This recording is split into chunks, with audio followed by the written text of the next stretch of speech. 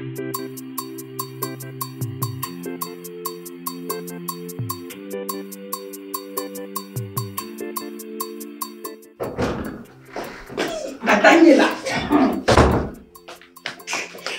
Eba, tu ponya que so bobali.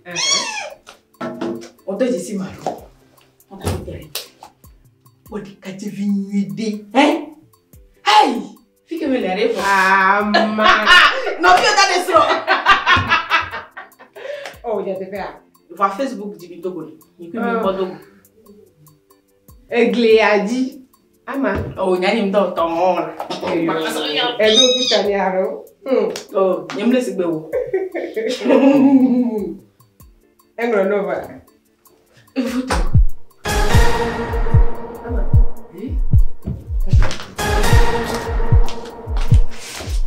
Ama. Hayi. Ngale. Pastor, que venha me bonar we. Yesu. Engro nova. Ama, yana kaka. Ama, yana kaka mbele. Engro nawa. Ngone, dukuni. Ndikumi ngona nula. Oh, wa, ebe adim. Ibe brona mama. Faut même pas so, ame me pas so yolo. Ame ye million la signe là. On peut me ngona ntuka bako. Ngona masovi. Ni akosha. Papa! Daga me kan de jolo. Taga ewa me gachijo, ave me fi. Ebele abi ruba ebele. O te disi no vi wa le. Ni jona. Kake yana papa la ko ni che mi la mero. Pas ça c'est. Nyale, on te nyale nya wa fi na mi. Ebele. E wona mi diri kadi alo. Ama, daga. Deke no alo woni tinye ha. Daga kaka to ha. Ama, mini de kadi ho ga gbogbo be akro mi yo bode a. Hey! Ngo de kadi a le pepe. Kaka ho ga la sinye la. Daga ya de ko re ka ko lo no ha. Kemele bebe se na ma. Bebe ka ma se na o. Wa o re ka chite ko ntu ke le Facebook ti pa. E dro ke mais de kadi ho galasine be yaklo yi abloti ha. Yi ha ho galasine la. Ah, si go vene no e kwara me ko fia na nini. Ama. Ni me ko me be no me tata ko fia. Wa. No me tata la zoli me bolo ko fia wa. Wa kon tu la ko fia. Nyani ko kono ko fia no.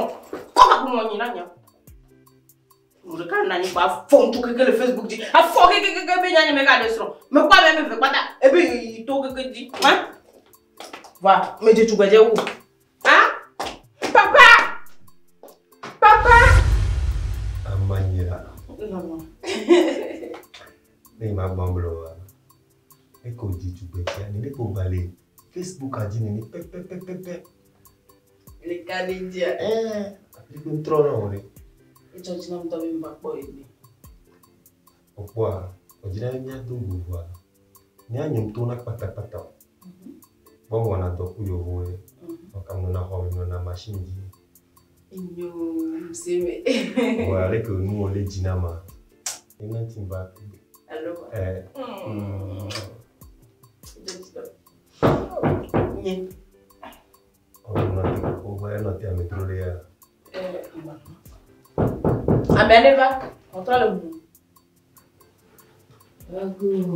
Eh, et là. Oizo, nani? Yo to. Champion. Bejo. Pourquoi tu es Ah ok. Mana ni go. Champion. Pourquoi tu es Anya pio manka jima le fie. Mi jesi mi no. La femme. Fica de chebe. Hey. Kabang fie ko. Mi jesi mi no wa. Ko tema. Ah, tu m'as photo. Tu le fie. Yo. Fica de chi, fica de chi. Mi nyame bonye mi le. Mu kele joli fio nyem le se ni pe ko mi jesi mi no wa. avako kapumonya pojialo. Yo. Avako kapumonya pojialo. Mitasi nuwa ke milewa mbe michesi mi anonoa. Ama kasi. Nkelo. Gabiyo. Ama Nkelo. Kema numa sego me. Odo rakaranya bebe ya. Ama. Bejo. Mbeto ikengwela. Jeshi de kajele. Mitasi nuwa wole komena micham ne bion minya. Deke michesi mi anonoa do. Majeshi. Deke do. Dadanya lolo.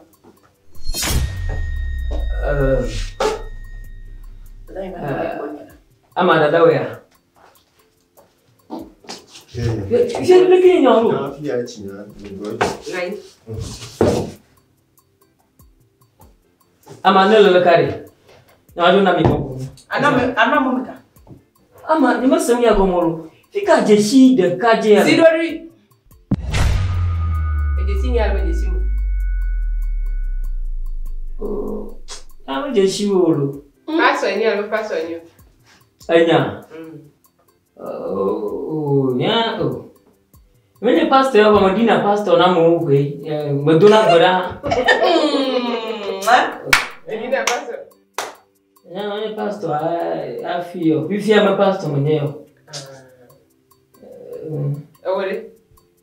Unyani mni pastor. Mo problem ni paso ejesi ba alwe jesi mu. Oh.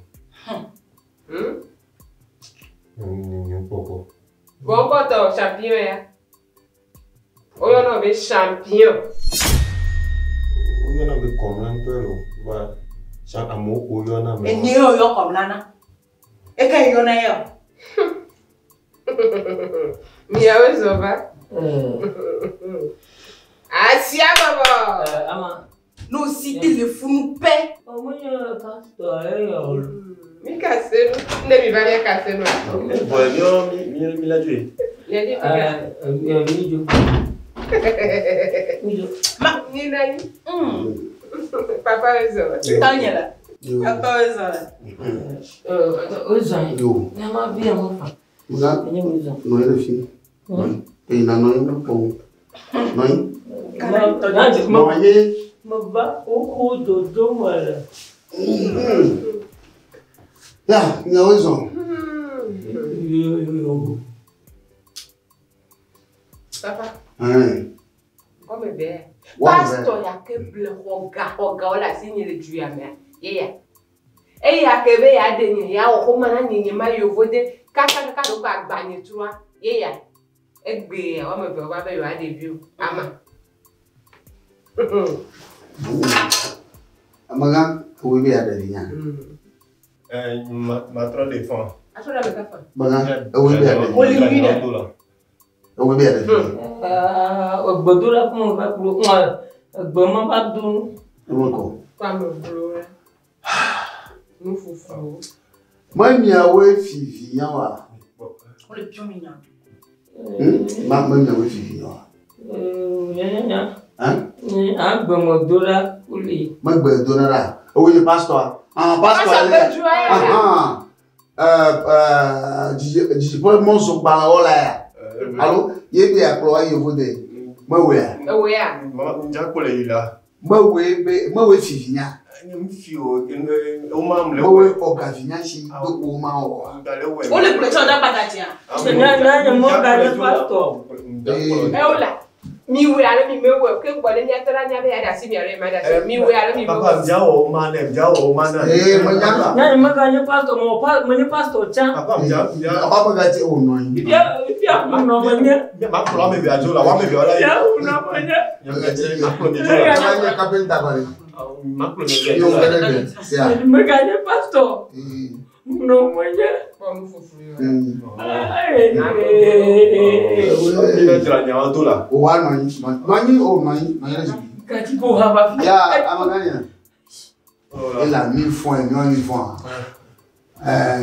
Odo mo fe ton de danu ma plomado la pe. Janto mi jojo ga. O modo de fo ata na wo mo fa, no mo la wo mo ha. Modo de fo. O la ko yin mo. Et nous va quoi. Mais me le regarde, donc pour voir comment. Où le voyez-vous? Yo, non, va il y a Mia ponya mia pro ma kolo yi ma me bia so jo ni mo de dola. Wa ba pastor. Ma do bra do ta me na klo yi.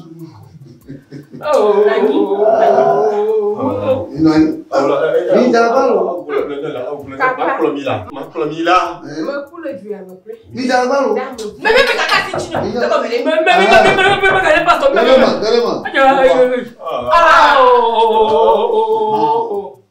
Non, Il y a raison. T'as pas besoin de rien. Ça j'ai raison. Yo. Et il y a un peu de filet. Les vieux mauvais pour une bonne mauvais à approcher. Oui. J'ai assuré. Oui. Seigneur, Bissou. Tout. Merci de la. Tout. Maman,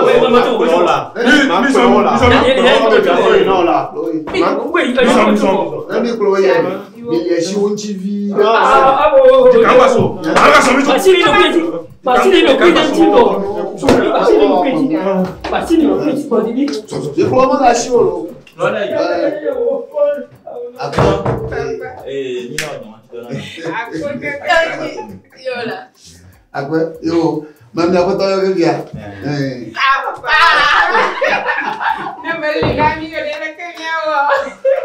Jangan mau lagu ni. Nana ke mato aci mato ni kan. Bientôt là. Moko. Papa aku. Nana de menyo bu le benci bu miyo. Ya. Ku vitoli we wapa ki we dara. Baba mau dunia gani.